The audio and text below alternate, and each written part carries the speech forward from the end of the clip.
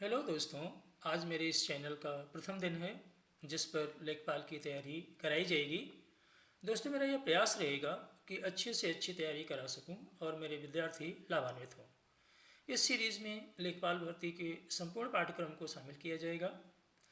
दोस्तों, यदि आपको लगता है कि मेरा प्रयास आप सभी के लिए लाभदायक है तो कृपया लाइक, शेयर और सब्सक्राइब करना न भूलें और बेल आइकन जरूर दबाएं जिससे मेरे द्वारा बनाई गई वीडियो आप तक सबसे पहले पहुंचे। आप सभी को मेरी शुभकामनाएं। अब हम लोग प्रश्नों को देखते हैं। भारत में सबसे पहले सोने के सिक्के जारी किसने किए? तो दोस्तों, इसका जवाब है कि भारत में जो सोने के सिक्के सबसे पहले जारी किए गए थे वो हिंद यूनानियों के द्वारा जारी किया गया। हिंद यूनानी शासकों द्वारा भारत के पश्चिम उत्तर सीमा प्रांत में चलाई गई यूनान की सबसे प्राचीन कला कौन सी थी? दोस्तों, क्या प्रश्न है कि हिंद यूनानी शासकों द्वारा भारत के पश्चिम उत्तर प्रांत में चलाई गई यूनान की प्राचीन कला कौन सी थी? तो दोस्तों, वह थी हेलेनिस्टिक आर्ट। कौन सी थी? Hellenistic art. भारत में हेलेनिस्टिक आर्ट का उत्तम उदाहरण क्या है? तो दोस्तों, हेलेनिस्टिक आर्ट का जो भारत में उत्तम उदाहरण है वो है गांधार कला। भारतीय रंगमंच में यवनिका, नेक्स्ट क्वेश्चन है, भारतीय रंगमंच में यवनिका अर्थात पर्दा का शुभारंभ किसने किया? तो दोस्तों, यूनानियों ने इसका आरंभ किया था पर्दा का या रंगमंच में। नेक्स्ट क्वेश्चन, किस राजा के शासनकाल में ईसाई धर्म प्रचारक सेंट थॉमस भारत आया?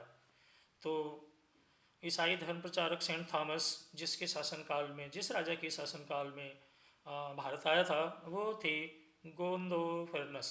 गोंदोफेरनस के शासनकाल में ईसाई धर्म प्रचारक सेंट थॉमस भारत आया था। नेक्स्ट क्वेश्चन है दोस्तों, चार धातुओं सोना, चांदी, तांबा, सीसा के सम्मिश्रण से बनने वाले सिक्कों को क्या कहा जाता था? तो दोस्तों, उसको कहा जाता था कारसापण। कारसापण वह सिक्के थे जो चार धातुओं से निर्मित होते थे, सोना, चांदी, तांबा और सीसा। इनके सम्मिश्रण से ये कारसापण सिक्के बनते थे।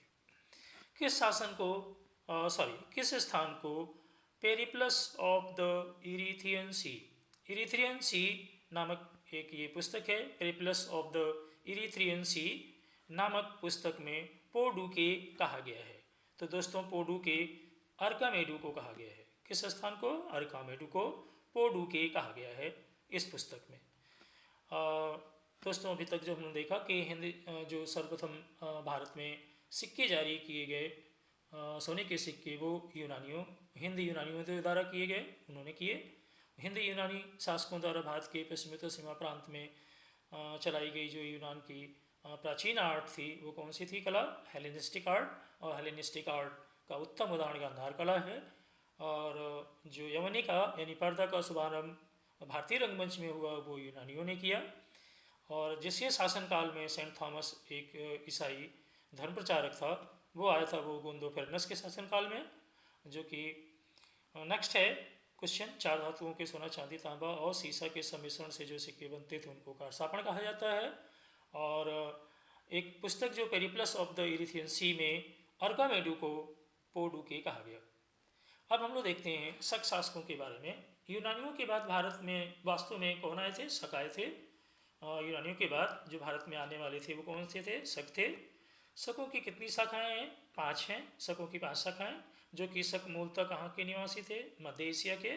और देखिए दोस्तों, तो जो शक भारत में आए थे वो भारत में चारागाह की खोज के लिए आए थे वास्तव में। और उज्जैन के जो स्थानीय राजा ने शकों को 5800 ईसा पूर्व में हराया था। उसके बाद नेक्स्ट है, शकों को पराजित करने वाले राजा जो थे वो किस उपाधि को धारण किए? तो शकों को पराजित करने वाले जो राजा थे उन्होंने विक्रमादित्य की उपाधि धारण की। और शकों पर विजय के उपलक्ष्य में 58 ईसा पूर्व में, जो कि ऊपर देखा है हम लोगों ने कि 58 ईसा पूर्व में जो स्थानीय राजा ने शकों को पराजित किया था, तो उनको पराजित करने के बाद उन्होंने जो उपाधि धारण की थी वो थी विक्रमादित्य की। तो शकों को पराजित करने वाले जो राजा थे उन्होंने उपाधि कौन सी धारण की थी? विक्रमादित्य की। और शकों पर विजय के उपलक्ष्य में, जो कि 58 ईसा पूर्व में था, उसके उपलक्ष्य में कौन सा संवत प्रारंभ हुआ? वो संवत प्रारंभ हुआ था विक्रम संवत। विक्रम संवत और ईस्वी में 58 वर्ष का अंतर होता है। तो शकों पर विजय के उपलक्ष्य में 58 ईसा पूर्व में कौन सा संवत प्रारंभ हुआ? विक्रम संवत, जो कि अपने अभी भी प्रचलित है। भारतीय इतिहास में कितने विक्रमादित्य हुए दोस्तों? तो वो हुए 14। और कौन सा शासक अधिक विख्यात विक्रमादित्य था? यानी 14 विक्रमादित्य में जो सबसे अधिक विख्यात था वो गुप्त सम्राट चंद्रगुप्त द्वितीय था, जो कि एक सम्मानित बहुत महान राजा हुए थे। शकों का सबसे प्रतापी शासक कौन सा था? तो शकों का जो सबसे प्रतापी राजा हुआ वो रुद्रदामन प्रथम, जिसका शासनकाल 130 ईस्वी से 150 ईस्वी रहा। रुद्रदामन का शासनकाल क्या था? तो दोस्तों वो था 150 ईस्वी से 130 ईस्वी से 130 ईस्वी से 150 ईस्वी। रुद्रदामन ने काठियावाड़ की किस झील का जीर्णोद्धार कराया था? तो रुद्रदामन प्रथम ने काठियावाड़ की जिस झील का जीर्णोद्धार कराया था उस झील का नाम था अर्धशुष्क सुदर्शन झील। दोस्तों नेक्स्ट क्वेश्चन है, रुद्रदामन किस भाषा का प्रेमी था? तो दोस्तों जो रुद्रदामन था वो संस्कृत भाषा का प्रेमी था। और शकों के जो सभी अभिलेख मिलते हैं, ध्यान रखना है दोस्तों, इस शकों के सभी अभिलेख प्राकृत भाषा में रचित थे। किस भाषा में रचित थे? प्राकृत भाषा में। और रुद्रदामन वास्तव में रुद्रदामन प्रथम नाम है। रुद्रदामन प्रथम शकों का सबसे प्रतापी राजा हुआ था, जो कि संस्कृत का प्रेमी था। उसने अर्धशुष्क सुदर्शन झील का जीर्णोद्धार कराया था, जो कि काठियावाड़ की है झील। और उसका शासनकाल जो रहा है रुद्रदामन प्रथम का वो 130 ईस्वी से 150 ईस्वी रहा है।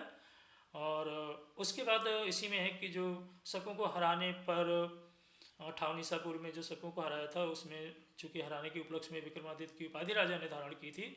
और उनमें जो सबसे विख्यात विक्रमादित्य का नाम आता है वो गुप्त सम्राट चंद्रगुप्त द्वितीय का आता है। तो दोस्तों आज आपको ये वीडियो कैसा लगा? और अगर पसंद आए तो इसे लाइक, शेयर और सब्सक्राइब जरूर करिए। अब हम लोग नेक्स्ट वीडियो में कुछ महत्वपूर्ण क्वेश्चनों के साथ कुछ महत्वपूर्ण प्रश्नों को देखेंगे। तब तक धन्यवाद। Till then bye.